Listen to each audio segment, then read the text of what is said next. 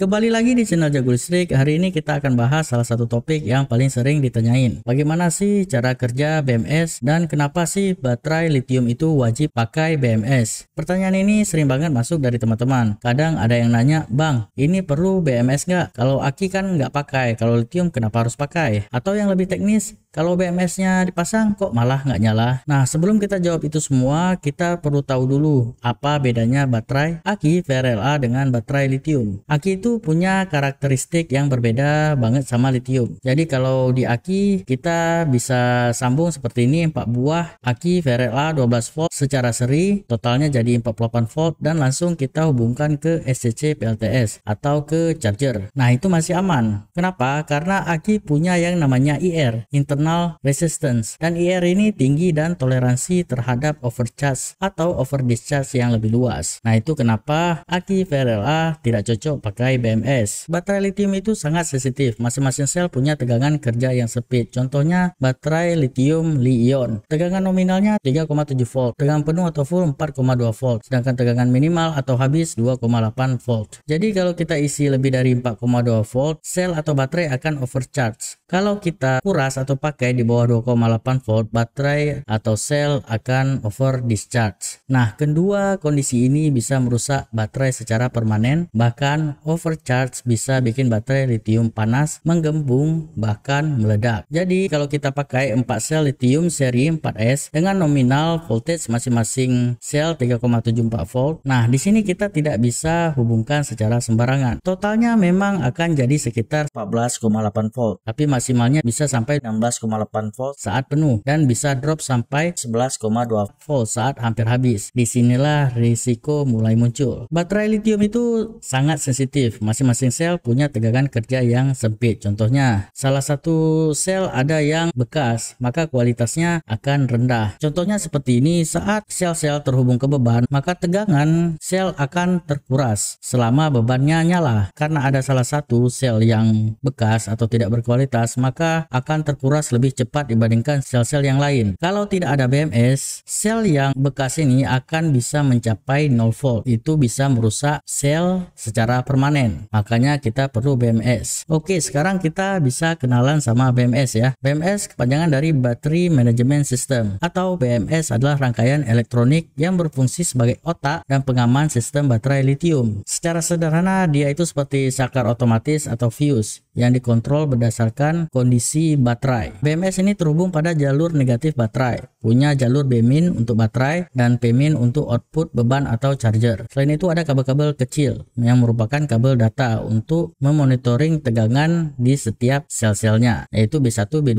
B3 dan seterusnya. BMS punya 4 fungsi utama dan akan kita bahas satu persatu. Nah, fungsi yang pertama, BMS bisa sebagai over discharge protection. Pada saat kondisi baterai sama-sama penuh 4,2 volt dan terhubung ke beban, tapi di antara keempat baterai atau sel ini ada yang kualitasnya kurang atau bekas. Saat beban nyala terus, maka tegangan baterai akan berkurang dan sel yang kualitasnya kurang akan terkuras lebih cepat. Untuk menghindari sel terkuras di bawah 2,8 volt, maka BMS ini akan berfungsi seperti fuse atau saklar, akan cut off, memutus aliran dari baterai ke bebannya. Lalu ada fungsi yang kedua, BMS bisa berfungsi sebagai overcharge protection. Dalam saat pengecasan, tegangan di setiap sel akan naik. Misalkan hanya satu sel yang kualitasnya baik atau baru, tegangannya akan naik lebih cepat. Jadi saat satu sel sudah penuh, BMS akan memutus aliran arus dari baterai ke bebannya. Jadi sel yang sudah penuh duluan tidak jadi terbakar. Lalu fungsi yang ketiga, BMS bisa sebagai overcurrent protection. Jadi BMS ini banyak tipenya dan terdapat rating arusnya juga. Nah, seperti ini ada banyak tipenya dari discharge currentnya 15 ampere sampai 20 ampere sampai yang 500 ampere. Jadi kita bisa sesuaikan pemilihan tipe BMS berdasarkan karakteristik dari sel atau baterai yang kita pakai. Nah, contohnya seperti ini, ada tertera discharge current 30 ampere. Discharge current ini artinya batas maksimal rating arus dari baterai atau sel saat terjadinya proses pengurasan. Lalu kita sesuaikan tipe BMS-nya dengan rating arus discharge current 30 ampere. Nah, syarat pemilihan discharge current BMS itu harus di bawah discharge current dari sel atau baterainya. Nah, karena discharge current baterai 30 ampere, jadi kita bisa pilih ya 15 ampere sampai 20 ampere. Nah, begini cara kerjanya. Normalnya arus akan mengalir dari sel ke beban lalu lewat BMS dan seterusnya apabila nominal arusnya mengalir di bawah 20 ampere. Nah, itu normal. BMS tetap menghubungkan sel ke bebannya dan beban tetap menyala. Apabila arusnya naik nih menjadi 25 ampere di atas discharge currentnya BMS 20 ampere, maka BMS akan meng-cut off rangkaian dari sel atau baterai ke bebannya dan putus. Kita bisa juga menentukan BMS dari charge currentnya. Nah, di datasheet tertera charge current maksimumnya 9 ampere. Jadi kita bisa menentukan juga tipe BMS dari charge currentnya. Nah, tipe